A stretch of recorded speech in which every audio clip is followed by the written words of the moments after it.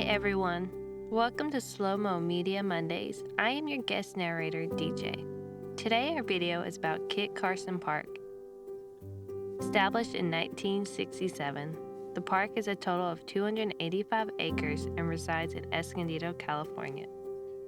Christopher Kit Carson, the man the park is named after, was hired by John C. Freeman, whose expeditions covered much of California.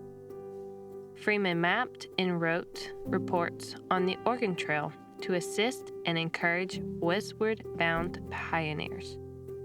Carson's participated in the conquest of California from Mexico at the beginning of the Mexican-American War.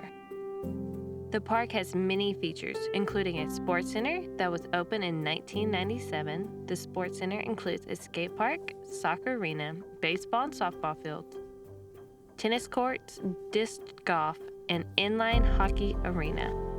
You can enjoy the shaded picnic areas with tables and barbecues that sit next to the mini ponds, like Tree Lake, Duck Lake, and Sand Lake. The Kit Carson Park is the resting place of the last major project of the internationally acclaimed artist, Niki de Saint-Vallier, before her death in 2002.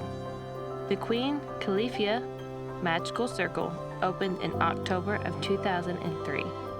The sculpture garden is primarily made of fiberglass and mosaic voluptuous female figures and hybrid creatures and mythical symbols, which is the primary signature of this artist. Saint-Vallier color choices and artwork served as a form of therapy.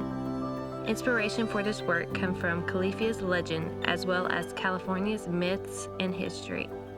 The artist was inspired by reading the legends in the book Assembling California, written by John McPhee. These colorful sculptures are called the Queen Califia, Egg Fountain, and the Eagle Throne, as well as 8 totem sculptures ranging from 11 to 21 feet tall. They played in the mythologies of various indigenous people and Native American and Mexican legends.